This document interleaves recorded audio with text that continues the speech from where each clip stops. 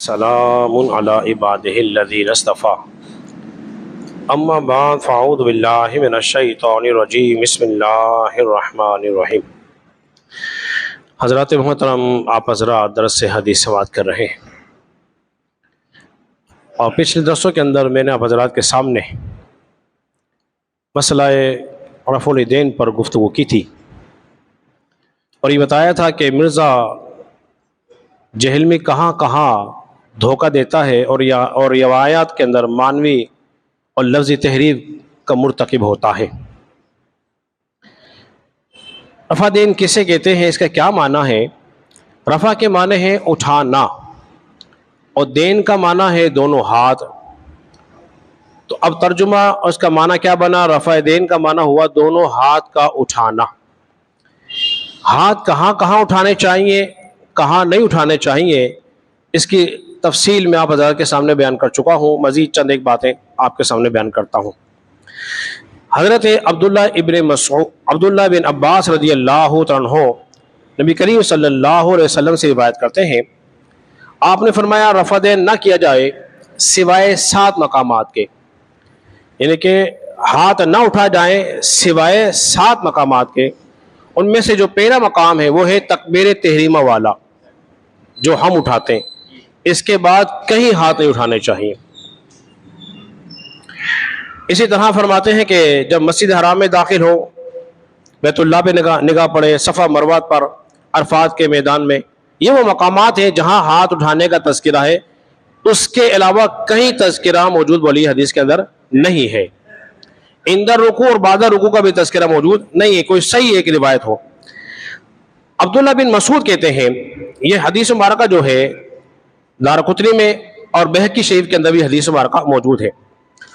عبداللہ بن مسعود فرماتے ہیں کہ میں نے رسول اللہ صلی اللہ علیہ وسلم، ابو بکر صدیق اور فاروق اعظم کے ساتھ نماز پڑھی،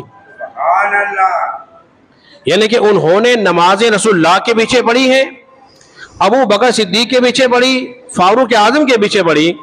وہ فرماتے ہیں کہ یہ نماز کے اندر سوائے تکبیر تحریمہ کے علاوہ کسی مقام پہ ہاتھ نہیں اٹھاتے تھے، یعنی کہ ہماری نماز وہی نماز ہے جو رسول اللہ والی نماز ہے، اور ہماری نماز وہی ہے جو ابو بکر پڑھتے رہے، عمر پڑھاتے رہے اور دیگر صحابہ کرام پڑھاتے رہے، یعنی کہ نماز کے شروع میں ہاتھ اٹھائے، اس کے بعد کہیں بھی ہاتھ ولیے نہیں اٹھائے۔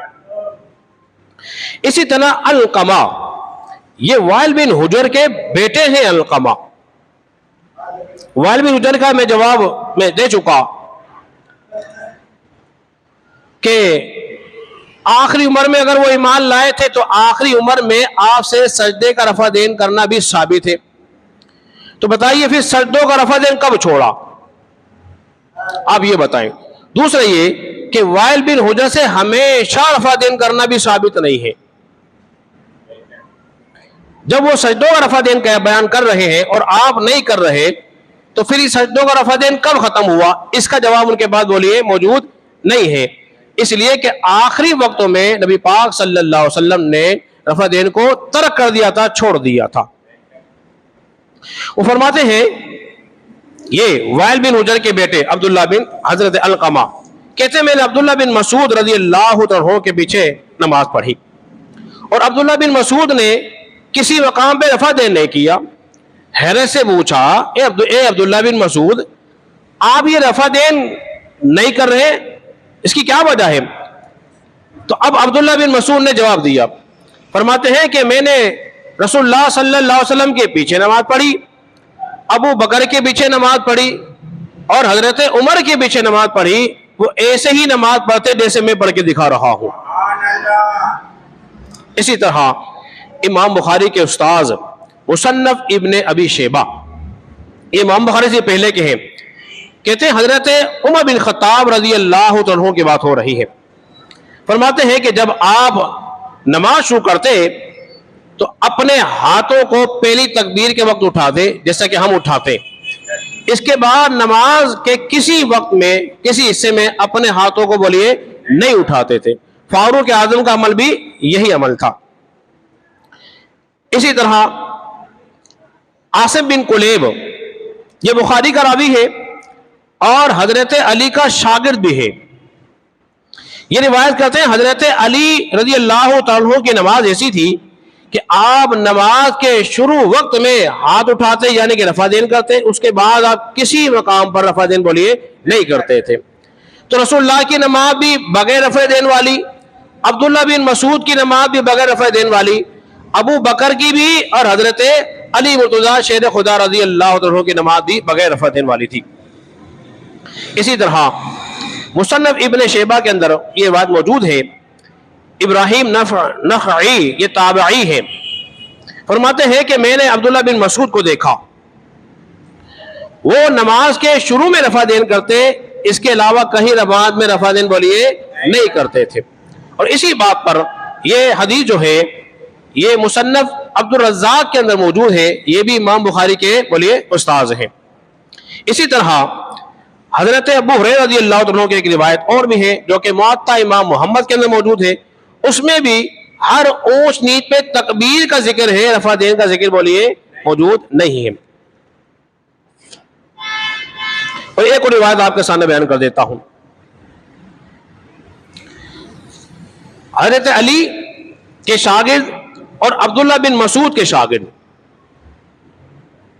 یہ ان کے شاگرد ہیں، وہ بیان کر رہے ہیں۔ دیکھیے شاگرد وہ بیان کرے گا جو اپنے استاد کو کرتے ہوئے بولیے دیکھا ہوگا، میرے استاد ایسے پڑھاتے تھے، میرے استاد ایسے بیٹھتے تھے، میرے استاد یہ کرتے تھے، تو بچہ وہ دیکھتا ہے جو اس نے اپنے اساتذہ کو کرتے ہوئے دیکھا ہے۔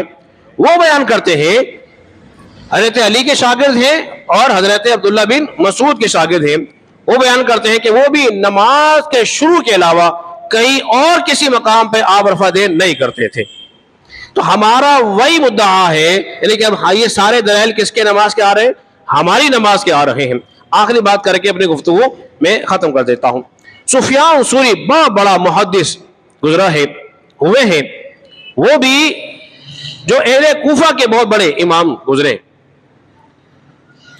وہ بھی نماز کے اندر رفع دین کا تذکرہ بولیے نہیں کرتے ہیں، اور ترک رفع دین پر اہل کوفہ کا اجماع تھا۔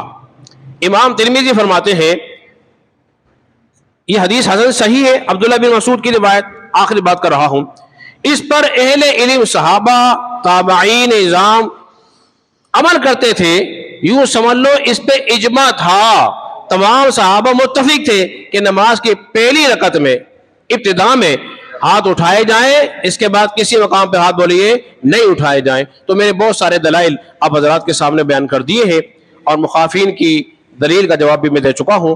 اللہ رب العزت کی بارگاہ میں دعا کرے خالق کائنات ہم سب کو سمجھنے اور عمل پیرا ہونے کی توفیق عطا فرمائے۔